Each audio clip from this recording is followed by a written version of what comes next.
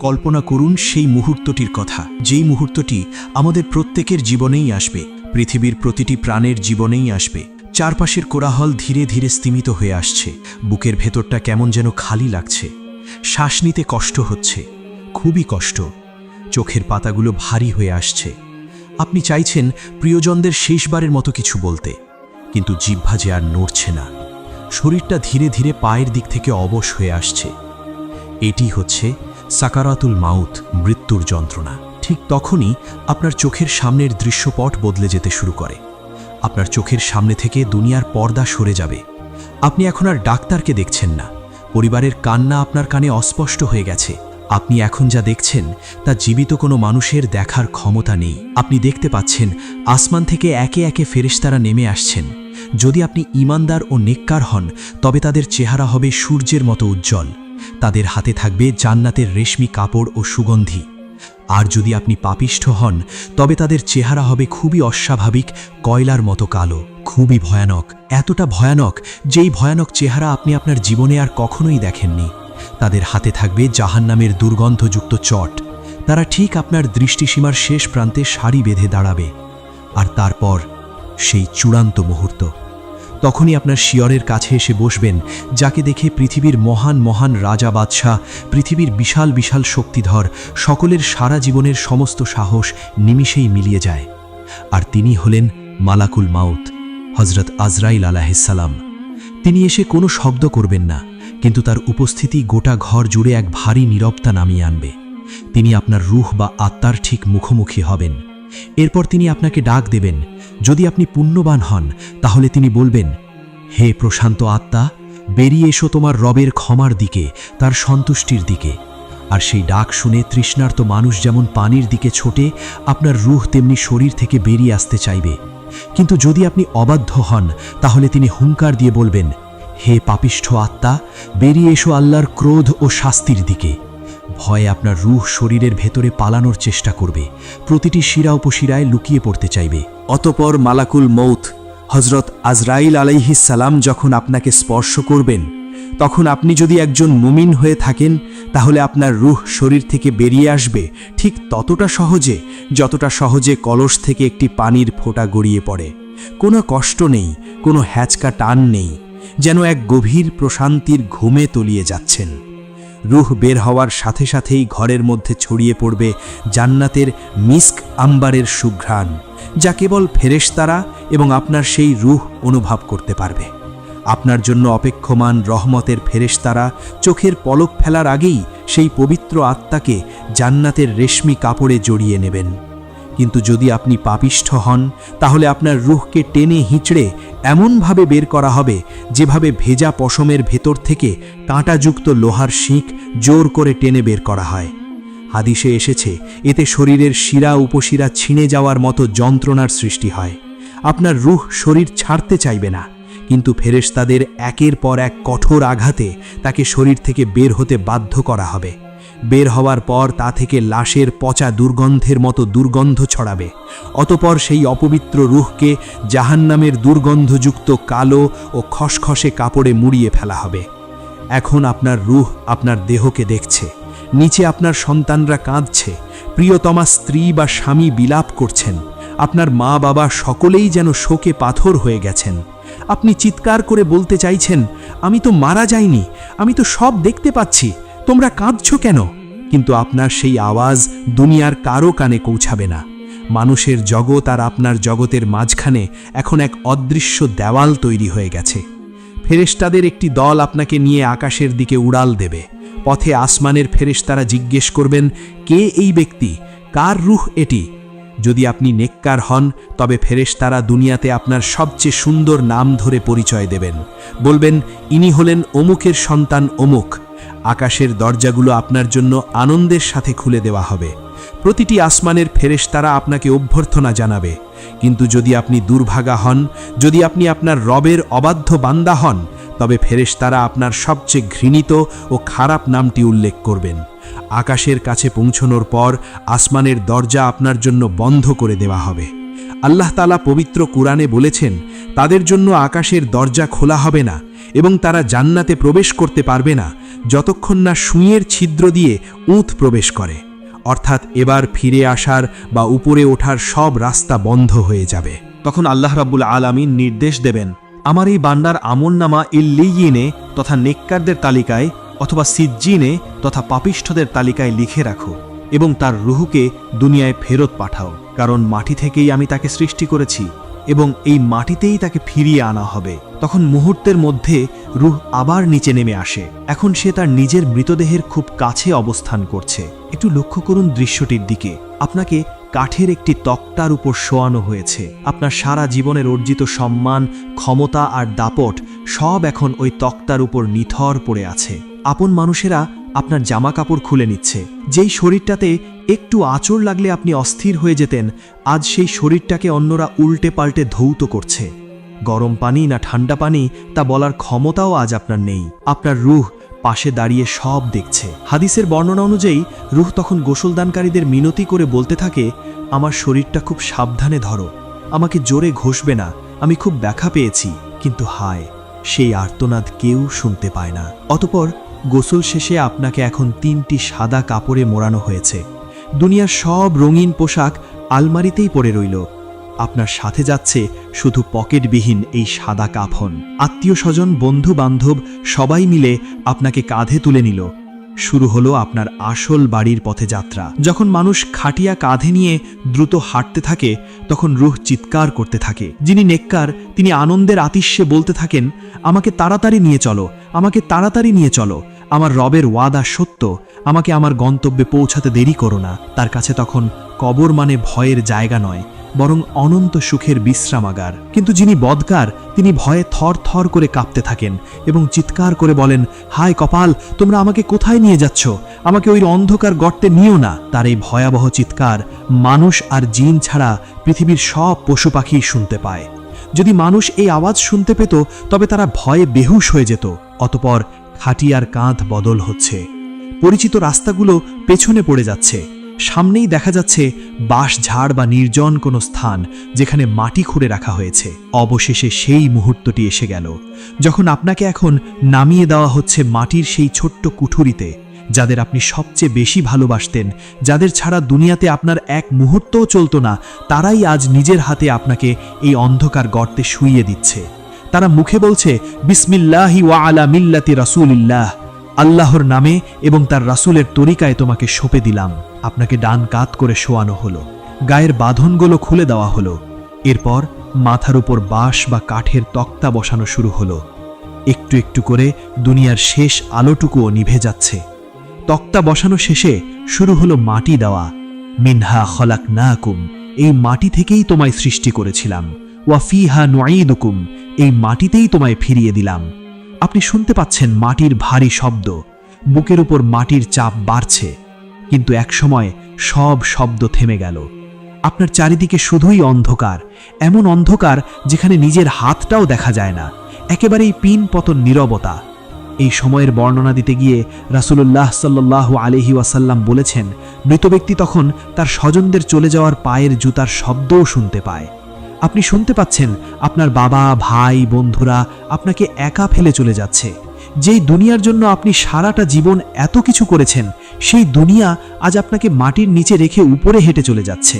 ঠিক তখনই ঘটবে এক অনিবার্য ঘটনা। কবর আপনাকে দুই পাশ থেকে একটা চাপ দেবে। হাদিসে এসেছে, এমন কোনো মানুষ নেই যে কবরের এই চাপ বা আলিঙ্গন থেকে রেহাই পাবে, এমনকি মাসুম বাচ্চারাও নয়। তবে ব্যক্তি ভেবে কবরের এই চাপের মধ্যে পার্থক্য আছে। যদি আপনি মুমিন হন, তবে মা সন্তানের জন্য যতটা ব্যাকুল থাকে, কবর আপনাকে ঠিক ততটাই মায়া নিয়ে জড়িয়ে ধরবে। বহুদিন পর বিদেশ থেকে ফেরা সন্তানকে মা যেভাবে বুকে জড়িয়ে ধরে শান্তি পান, কবর আপনাকে সেভাবেই আলতো করে চাপ দেবে। কিন্তু যদি আপনি আপনার রবের অবাধ্য বান্দা হন, তবে মাটিয়ে দুই পাশ থেকে আপনাকে এমনভাবে চেপে ধরবে যে এক পাঁজরের হাড় অন্য পাঁজরের হাড়ের ভেতরে ঢুকে যাবে। আপনি তখন খুবই চিৎকার করে আর্তনাদ করে উঠবেন, কিন্তু মাটির পুরো দেওয়াল ভেদ করে সেই চিৎকার বাইরে যাবে না। আপনি এখন সম্পূর্ণ একা, একেবারেই সঙ্গীহীন, একদমই আলোহীন। নির্জন কবরে আপনার নিস্তব্ধতা ভেঙে দিতে উপস্থিত হবেন দুইজন ফেরেশতা, মুনকার এবং নাকির। তাদের চেহারা এত ভয়াবহ যে হাদিস শরীফে বলা হয়েছে তাদের দেখে সাধারণ মানুষ তো বটেই, পাহাড়ও কেঁপে ওঠার কথা। তাদের হাতে থাকবে বিশাল লোহার হাতুড়ি। তারা আপনাকে শোয়া অবস্থা থেকে ধমক দিয়ে উঠিয়ে বসাবে। তাদের কণ্ঠে কোনো ভনিতা নেই, কোনো ভূমিকা নেই। শুরু হবে আপনার অনন্ত জীবনের পাশ ফেল নির্ধারণের পরীক্ষা। প্রথম প্রশ্ন, মান রব্বুকা, তোমার রব কে? দ্বিতীয় প্রশ্ন, মান দীনুকা, তোমার দিন বা জীবন ব্যবস্থা কি ছিল? তৃতীয় প্রশ্ন, মান হাজার রাসূল, রাসূল সাল্লাল্লাহু আলাইহি ওয়াসাল্লামের প্রতি ইঙ্গিত করে বলা হবে এই ব্যক্তিটি কে? শুনতে খুব সহজ মনে হচ্ছে, তাই না? কিন্তু কবরের এই পরীক্ষা স্মৃতিশক্তি বা মেধার পরীক্ষা নয়, এটি হলো ঈমানের পরীক্ষা। যিনি দুনিয়ায় রবের গোলামি করেছেন, যার হৃদয়ে আল্লাহর ভয় ছিল, আল্লাহ তাআলা সেই মুহূর্তে তার অন্তরকে স্থির করে দেবেন। তার জিহ্বা কোনো জড়তা ছাড়াই পরম শান্তিতে বলে উঠবে, রব্বি আল্লাহ, আমার রব আল্লাহ। দিন ইয়াল ইসলাম, আমার দিন ইসলাম। আর রসুলের চেহারা মোবারক দেখা মাত্রই তিনি চিনে ফেলবেন, ভালোবাসায় সিক্ত হয়ে বলবেন, ইনি তো রসুল আল্লাহর, হজরত মুহাম্মদ সাল্লাল্লাহু আলাইহি ওয়াসাল্লাম।